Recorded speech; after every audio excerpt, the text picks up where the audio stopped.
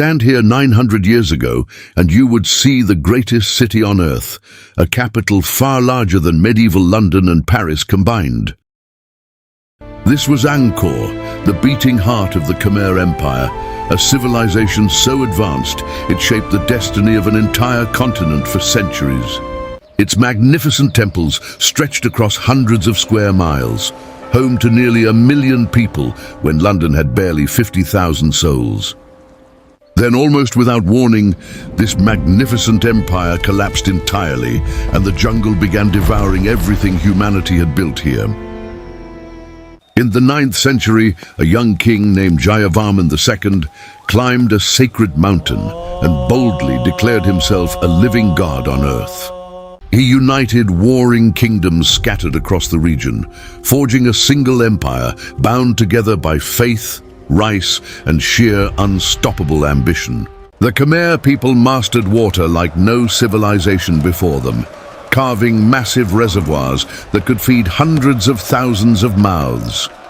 Rice harvests multiplied rapidly, populations exploded, and armies grew strong enough to conquer neighboring kingdoms across Southeast Asia. Wealth poured into the capital, and with it came an obsession that would forever define the empire, building endless monuments to the gods. Every single king who followed sought to outdo the last, raising temples that grew taller, wider, and far more impossibly ambitious than before. In the 12th century, King Suryavarman the Second began the single greatest project the ancient world had ever attempted, Angkor Wat itself. 30 long years and countless human lives were spent hauling 5 million tons of sandstone across rivers, jungles, and unforgiving terrain. Elephants dragged massive stone blocks for miles, while thousands of laborers carved intricate reliefs depicting gods, demons, and eternal battles. The temple rose like a mountain of solid stone, its 5 towers representing the peaks of Mount Meru, sacred home of the Hindu gods themselves. Surrounded by a moat wider than most rivers, Angkor Wat became both a temple and a symbol of the king's divine, unquestionable, earthly power. When finally finished, it stood as the largest religious monument on the entire planet, a title it still proudly holds nearly 9 centuries later. Beyond the temples, ordinary life pulsed steadily through Angkor's streets, markets overflowing with silk, spices, fish, and freshly harvested rice. Wooden houses on stilts lined quiet canals, where families bathed, cooked, and gathered, while monkeys screeched from the surrounding tree line. Monks in flowing saffron robes walked temple corridors at dawn, while farmers waded through flooded fields, feeding an empire of millions. Chinese merchants who visited Angkor described a city more magnificent than anything within their own empire, filled with gold and endless crowds. Beneath all the splendor, life remained hard. Disease spread easily, and the gap between nobles and laborers grew wider with every passing year. Yet for a shining while, Angkor thrived as the beating heart of Southeast Asia, a city that truly seemed destined to last forever.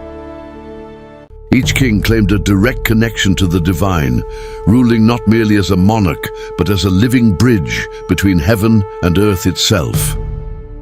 Temples were never simply places of worship, they were declarations of power, each one proving the king's right to command an entire empire.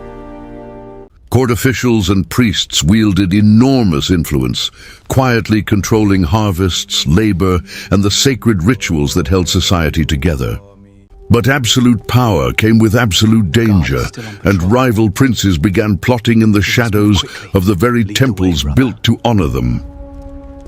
Succession crises weakened the fragile throne again and again, each struggle draining resources the empire could no longer easily replace. By the 13th century, warning signs appeared. The vast irrigation network that once fed millions began silently breaking down completely.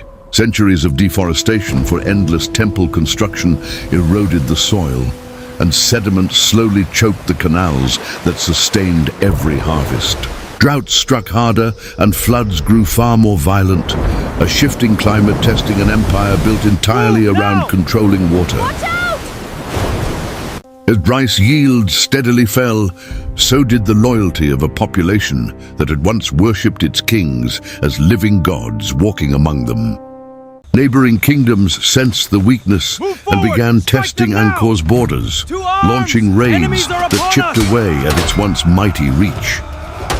The empire that had conquered half of Southeast Asia now struggled simply to protect the walls of its own crumbling, sacred capital. In the 14th century, the rival kingdom of Ayutthaya rose to the west, hungry, ambitious, and eager to claim Angkor's fading glory. Burmese armies marched on the weakened capital again and again, each new invasion leaving the once invincible city more broken than before. In 1431, Angkor finally fell, its palaces looted bare, its people scattered, and its god-kings forced to abandon the city forevermore. The royal court fled south toward Phnom Penh, carrying with them the last remnants of a civilization that had proudly ruled for centuries. Behind them, they left an empty capital, its temples silent, its canals stagnant, its streets slowly emptying of every single living soul. Without people left to maintain them, the reservoirs collapsed within a single generation, and the jungle sensed its moment had finally come. Vines crept slowly across sandstone faces, carved with the likenesses of gods, wrapping around ancient stone like slow, patient serpents. Massive silk cotton trees split entire towers apart, their roots swallowing whole walls as centuries of monsoons washed away the streets. Monkeys and tigers replaced monks and kings, and the sound of chanting prayers was slowly overtaken by the endless calls of the jungle. Local villagers still quietly visited certain temples, but most of Angkor vanished beneath a green ocean that stretched for endless miles. For nearly 400 years, one of history's greatest cities existed only as rumor, a legend whispered among traders and wandering monks. The empire that once commanded 1 million people became little more than a ruin, swallowed whole by the vast, unforgiving jungle. In the 19th century, French explorer Henri Mouhot stumbled upon Angkor Wat and believed he had stumbled into a lost world entirely. Truly incredible.